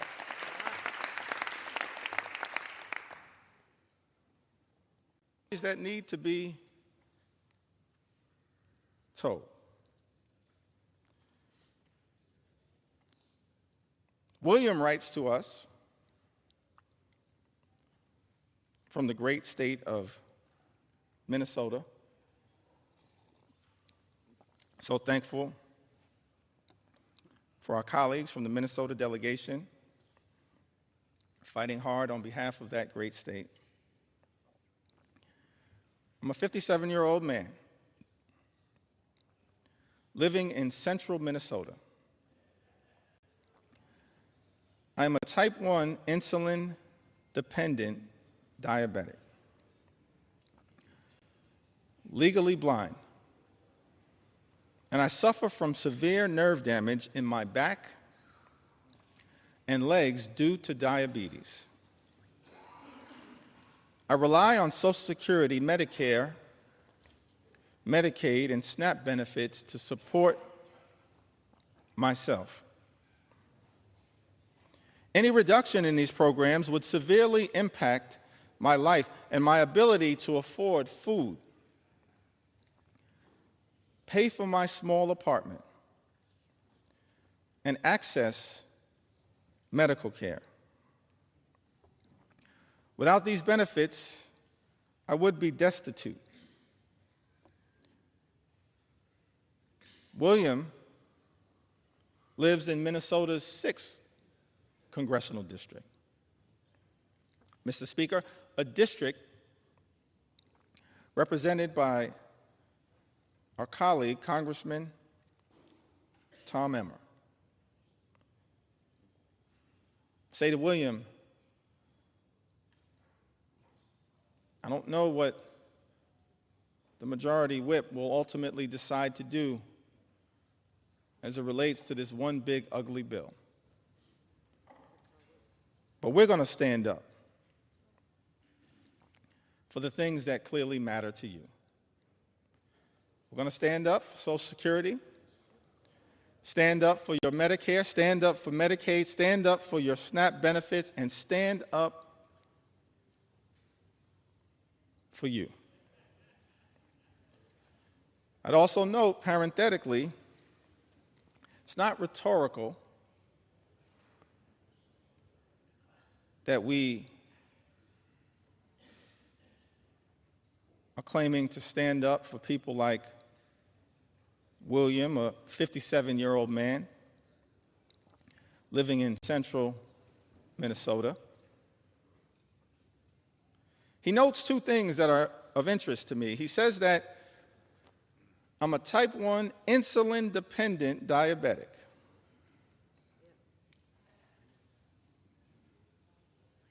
And then also says, I rely on Social Security, Medicare, Medicaid, and SNAP benefits to support myself. Which suggests to me that William actually may have been a beneficiary of some of the hard work that has taken place on this side of the aisle. His life is not perfect. There's still a lot of work that needs to be done. But as a type 1 insulin-dependent diabetic who's also on Medicare, as a result of the Inflation Reduction Act, his insulin at this point always and forever will be no more than $35 per month. That's a down payment, William, on the type of work that we believe needs to be done, because we are committed to lowering your costs. Despite all the talk that comes from my colleagues on the other side of the aisle, Mr. Speaker, on day one, promising to lower the high cost of living. Costs would go down on day one. Costs haven't gone down. Mr. Speaker, in the United States of America, costs are going up. Life remains far too expensive. And as a result of some of the reckless policies coming out of the Trump administration, including the Trump tariffs, on again, off again, creating so much uncertainty, but certainly will result in thousands of dollars per year in additional costs on everyday Americans. We're committed to lowering the high cost of living. We're committed to making sure that every single person in this country can afford to live the good life. Good paying job, good housing, good health care, good education for their children, and a good retirement. We're committed to working hard to make sure that every single American like William can afford to live the good life. This one big ugly bill does the exact opposite. Does it make life more affordable, Mr. Speaker? It makes life more expensive. The gentleman suspend. House will be in order. As the caffeine kicks in, please take your conversations outside the chamber or in the cloakroom. Gentleman's recognized. Thank you, Mr. Speaker. Without Medicaid, Heather from the great state of Minnesota writes, without Medicaid, my 3 kids and I would have no insurance. I couldn't afford my epilepsy and schizophrenia medications. My kids wouldn't have access to health care, including ER visits, physicals, vaccinations, and dental cleanings. Heather lives in Minnesota's 8th Congressional District, represented by our colleague, Mr. Speaker, Congressman Peter Stauber. Lynn writes to us from Missouri, the Show Me State, a state ably represented by Representative Emanuel Cleaver and Representative Wesley Bell. Lynn writes to us, says that I'm a widow near 70 with very little family left and have been diagnosed with breast cancer. I have an adult son, severely disabled. He already has lost transportation services due to low Medicaid funding. And if Medicaid is cut, it will be disastrous for my situation. Lynn knows that this one big ugly bill puts a target on the back of Medicaid. One of the senators from the great state of Missouri, Senator Josh Hawley, spent months warning about the damage that Donald Trump's one big ugly bill would do to the people of Missouri as a result of the all-out assault on Medicaid, and then turned around and voted to cut Medicaid from his constituents. So shocking, it's so disappointing. So heartbreaking for many Americans that a lot of people in the House of Representatives, Mr. Speaker, a lot of people in the Senate have talked a good game about Medicaid, but then turned around and done nothing to protect it. That's shameful. It disgusts me, because I want to believe in the good faith of every member to look out for the people that they are privileged to serve.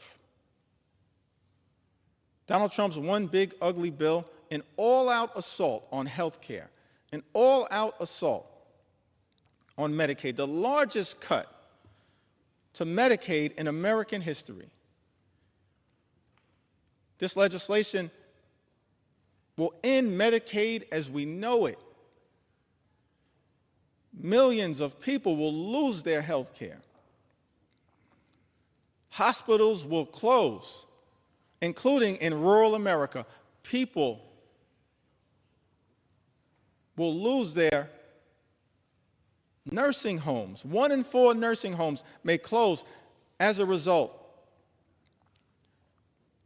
of this dangerous and extreme Republican budget. Community-based health clinics relied upon by many of the people all across this country will shudder as a result of Donald Trump's one big ugly bill. People in this country will die unnecessary deaths. That's unacceptable. That's unconscionable. That's un-American. And that is why, as House Democrats, we stand on this floor aggressively pushing back on the everyday Americans on their behalf, pushing back on their behalf, because they will be so absolutely devastated if this bill were to pass in the House of Representatives. Donald Trump's one big ugly bill pass in the House of Representatives. Donald Trump's one big ugly bill hurts everyday Americans and rewards billionaires with massive tax breaks. Why is it that every time, Mr. Speaker, Republicans have the opportunity to govern in a partisan way, you immediately race, Republicans immediately race to legislation that provides massive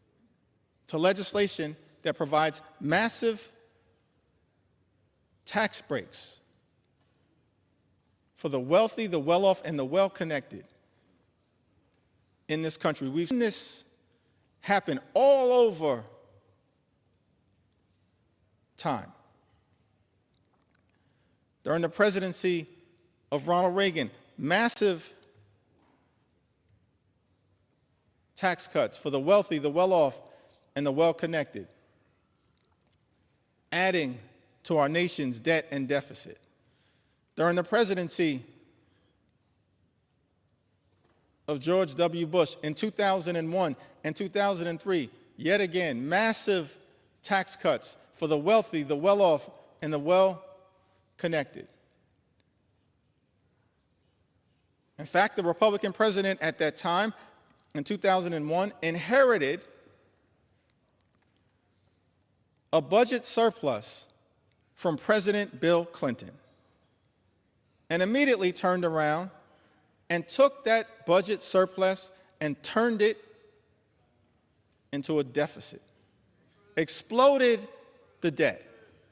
Don't ever lecture us about fiscal responsibility. Not now, not ever. Mr. Speaker, Republicans are not the party of fiscal responsibility. You are the party of fiscal irresponsibility. Over and over and over again. And now with this bill, you've taken it to a whole nother level. Because in addition to exploding the debt by more than $3 trillion,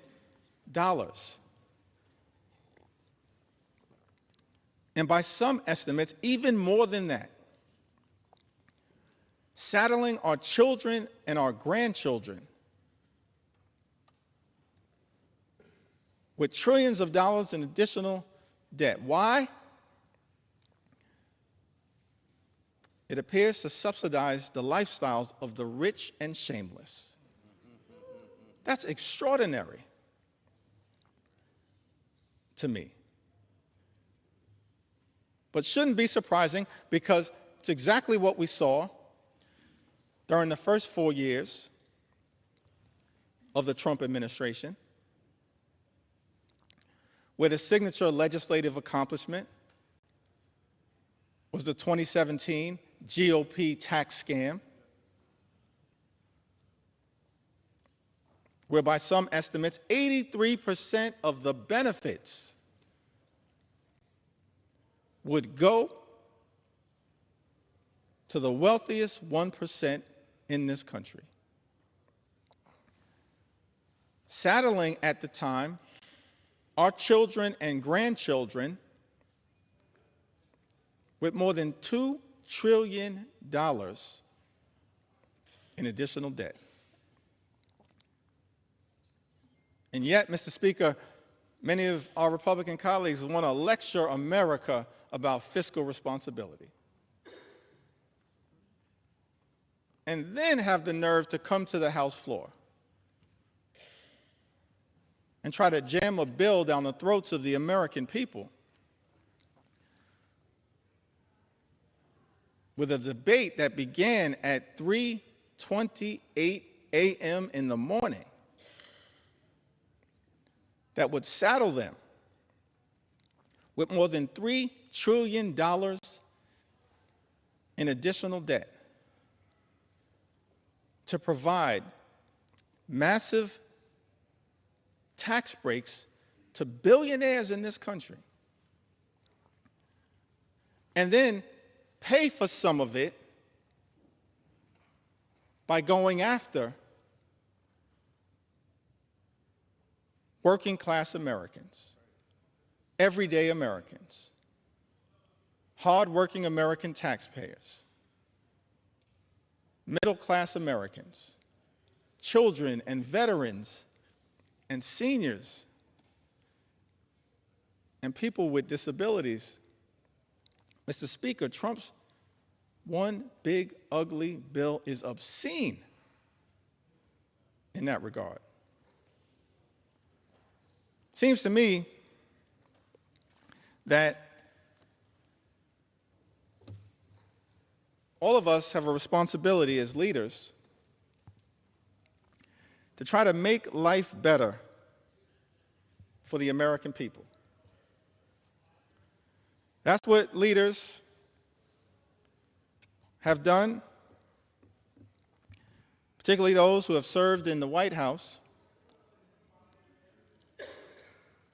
when it comes to actually lifting up the people who we are entrusted to represent. That's what great leaders do. Leaders like FDR, President Johnson, President Obama, and so many others. That's what the track record says. American people in this country, they deserve real leadership. What we've seen from complete Republican rule in Washington, D.C., Mr. Speaker, is not leadership that lifts up the American people. It's leadership that is tearing them down and tearing us apart. The first 6 months of this administration have been characterized by chaos, cruelty, and corruption. That's not real leadership. We know what real leadership looks like in the United States of America. Real leadership shows courage. Real leadership shows compassion. Real leadership shows commitment. Working with Congress as a separate and co-equal branch of government, not to bend the knee to some extreme agenda, which is what, Mr. Speaker, my House Republican colleagues are doing by supporting this one big ugly bill. Real leadership requires working with Congress as a separate and co-equal branch of government to actually lift people up. President Lincoln, when he addressed the House of Representatives, I believe it was his second annual message to Congress, on December 1st in 1862, in the middle of the Civil War, an existential crisis that we were facing in the United States of America. He showed real leadership when he summoned this Congress to rise to the occasion. In that second annual message to Congress, December 1st, 1862, President Lincoln said, "Fellow citizens, we cannot escape history. We of this Congress and this administration will be remembered in spite of ourselves. No personal significance or insignificance can spare one or another of us. The fiery trial through which we pass will light us down in honor or dishonor to the latest generation. We say we are for the Union. The world will not forget that we say this. We know how to save the Union. The world knows we do know how to save it. Even we here, hold the power and bear the responsibility. In giving freedom to the slave, we assure freedom to the free. Honorable alike in what we give and what we preserve. We shall nobly save or meanly lose the last best hope of earth. That's America. Even to this day, the last best hope on earth. Extraordinary that Abraham Lincoln, in America's infancy, understood the importance of this country, not just for its citizens, but for the world. He urged this Congress, we shall nobly save or meanly lose the last best hope of earth. Other means may succeed, this could not fail. The way is plain, peaceful, generous, just, a way which, if followed, the world will forever applaud, and God must forever bless. That's presidential leadership. That kind of leadership is missing in the United States of America right now. Exhibit A is the fact that at President Trump's urging, Mr. Speaker, our House Republican colleagues are here ready to rubber stamp, recklessly rubber stamp legislation that will rip health care away from more than 17 million Americans. That's not leadership. That's not the leadership that this country deserves. But that's what the American people are experiencing because of Republican rule here in Washington, D.C. Yet we know, Mr. Speaker, that things can be different.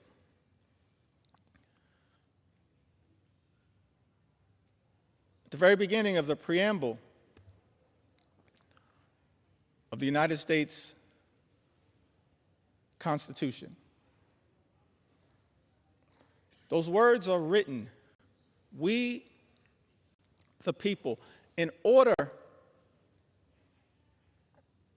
to form a more perfect union.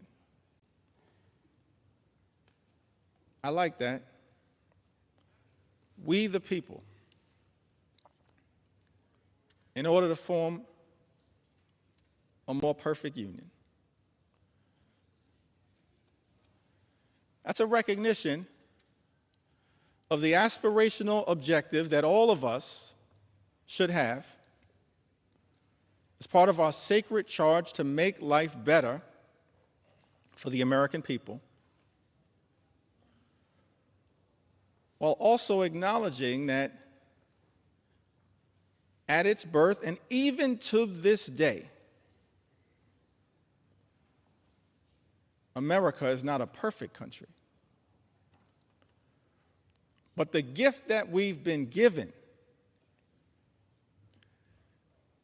is that sacred charge to strive for a more perfect union, to look out for every single American as best we can. Now, we've seen that kind of leadership across the years, across the decades, across the centuries, particularly as it relates to the social safety net. It's a social safety net that's under extreme assault right now. Donald Trump's one big, ugly bill represents an unprecedented assault on America's social safety net. An unprecedented assault on hardworking American taxpayers. It's the exact opposite of the type of leadership that we've seen in this country that is designed to march us toward a more perfect union. It's one of the reasons why we can't forget American history. We need to learn from and lift up American history.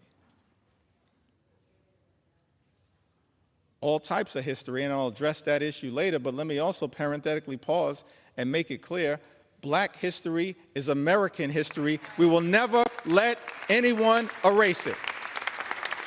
We need to learn from it, not erase it. And we will never let that happen. Our history teaches us that what leadership actually does is set us on a course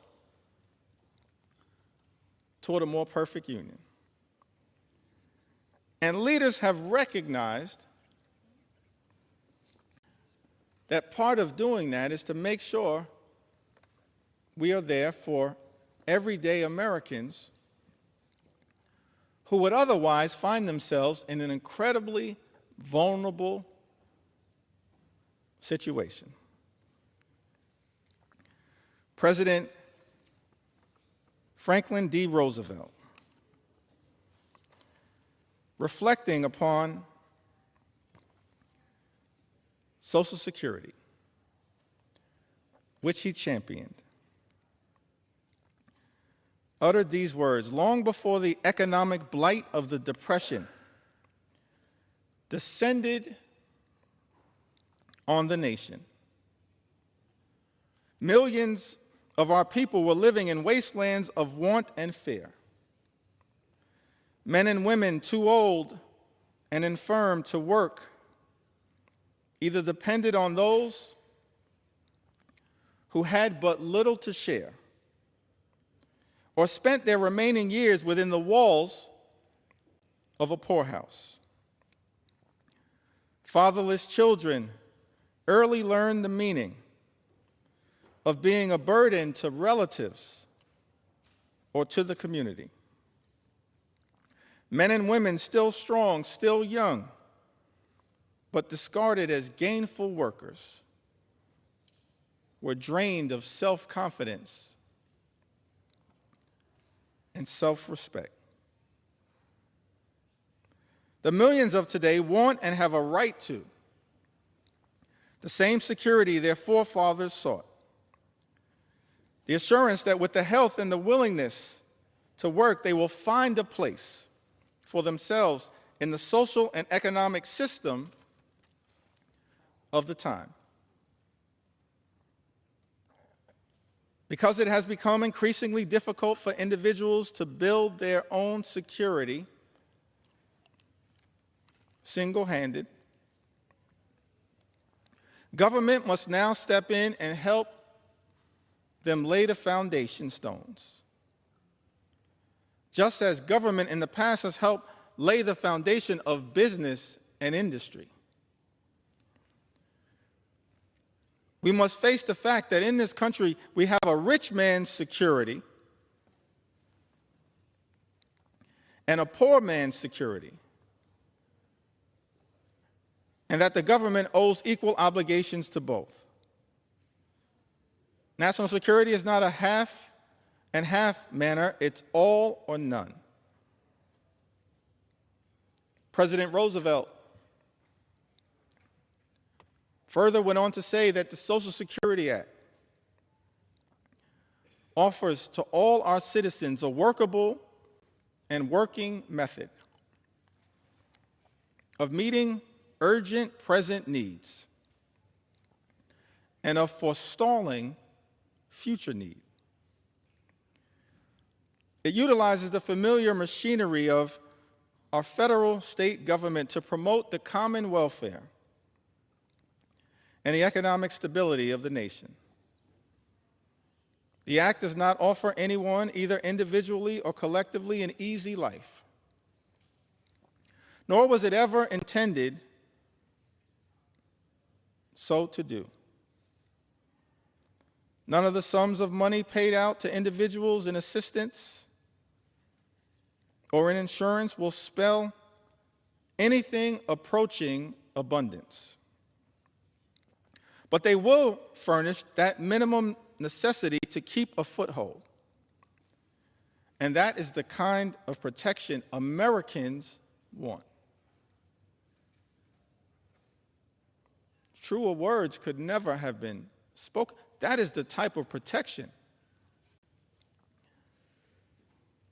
that we should be building upon here in the United States Congress, not undermining. President Franklin D. Roosevelt went on to say, what we are doing is good, but it is not good enough. To be truly national, a Social Security program must include all those who need its protection.